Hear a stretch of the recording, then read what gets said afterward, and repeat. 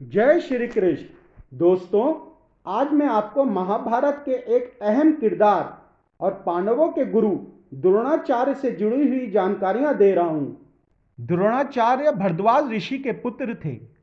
पांचाल के राजा पृषद और ऋषि भरद्वाज एक दूसरे के घनिष्ठ मित्र थे।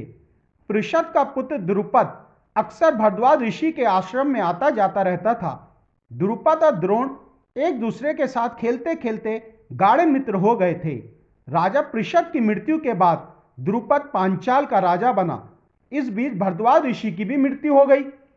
द्रोण का अधिकांश समय विद्याभ्यास एवं तपस्या में बीतता था। यथा समय महर्षि शरद्वान की कन्या कृपि के साथ द्रोण का विवाह हुआ। कृपि कृपाचार्य की बहन थी। वह बहुत सुशील कन्या थी। कुछ समय के बाद द्रोण और कृपि का एक पुत्र हुआ। उसका नाम अश्वत्थामा रखा गया। एक बार परशुराम नाम के एक महान ऋषि अपनी समस्त संपत्ति का दान कर रहे थे। द्रोण परशुराम के पास पहुंचे और उन्होंने परशुराम से उनकी दिव्य शस्त्र विद्या दान में मांग ली। द्रोण बहुत गरीब थे। वे अपने पुत्र अश्वत्थामा के पीने के लिए दूध तक की व्यवस्था नहीं कर पाते थे। एक दिन अश्वत्थामा ने कुछ बच्चों को दूध पीते हुए देखा तो उन्होंने भी द्रोण से दूध मांगा। द्रोण गाय की खोज में बहुत भटके, पर उन्हें किसी से गाय नहीं मिली। अंत में उन्होंने पानी में चावल का आटा मिलाकर अश्वत्थामा को पीने के लिए दे दिया। अश्वत्थामा उसे दूध समझकर पी गए। ऐसी परिस्थिति में द्रोण ने राजा द्रुपद से सहायता मांगने का निश्चय किया। द्रोण द्रुपद के दरबार में पहुंचे और उन्होंने द्रुपद को अपने बचपन की मित्रता की याद दिलाई। द्रुपद सत्ता की संपत्ति के गर्व में चूर था। उसने द्रोण से कहा, मुझ जैसे महान राजा की तुम जैसे दरिद्र ब्राह्मण से मित्रता नहीं हो सकती। गरीब और धनवान, ज्ञानी और अज्ञानी तथा वीर और कायर में मित्रता कैसे हो सकती है? द्रोण को द्रुपद के इस अहंकार से भरे व्यवहार पर बहुत गुस्सा आया। वे दरबार से बाहर आ गए। इसके बाद वे हस्तिनापुर जाकर अपने साले कृपाचार्य के साथ रहने लगे।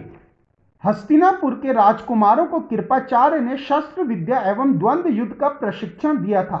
फिर भी भीष्म किसी ऐसे आचार्य की खोज में थे जो राजकुमारों को आधुनिकतम शस्त्र विद्या का प्रशिक्षण दे सके। एक दिन सभी राजकुमार गेंद खेल रहे थे। खेलते खेलते गेंद अचानक एक कुएं में जा गिरी।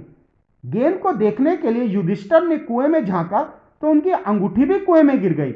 राजकुमारों को कुएं से गेंद और अंगूठी निकालने की कोई युक्ति सूझ नहीं रही थी। इतने में एक तेजस्वी ब्राह्मण उधर आया।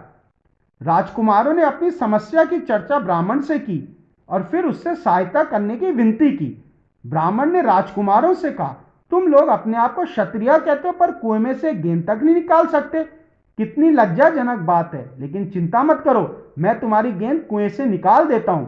ब्राह्मण ने मंत्र पढ़ घास की एक सलाई कुएं में डाली। घास की सलाई गेंद में तीर की भांति चुभ गई।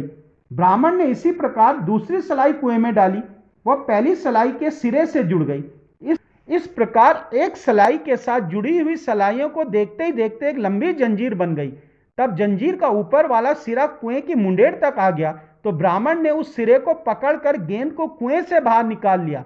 ब्राह्मण का यह अद्भुत चमत्कार देख राजकुमारों को बहुत आश्चर्य हुआ। इसके बाद ब्राह्मण ने अपने धनुष बाण की मदद से युधिष्ठिर की अंगूठी भी कुएं से बाहर निकाल दी। राजकुमारों ने ब्राह्मण के इस चमत्कार की चर्चा भीष्म पितामह से की। राजकुमारों की बात सुनकर भीष्म को यह समझते देर न लगी कि यह ब्राह्मण शस्त्र अस्त्र में प्रवीण प्रसिद्ध धनुर्धर द्रोणाचार्य के अतिरिक्त कोई दूसरा हो ही नहीं सकता। भीष्म ने द्रोणाचार्य को ससम्मान बुलाकर उनसे राजकुमारों को शस्त्र विद्या का प्रशिक्षण देने की विनती की। द्रोणाचार्य ने भीष्म की यह विनती सहर्ष स्वीकार कर ली। इस प्रकार द्रोणाचार्य पांडवों और कौरवों के गुरु बन गए। उन्होंने अर्जुन को एक श्रेष्ठ धनुर्धर के रूप में तैयार किया। अर्जुन और द्रोण का रिश्ता आज भी गुरु शिष्य परंपरा को जीवंत किए हुए है। धन्यवाद। जय श्री कृष्ण।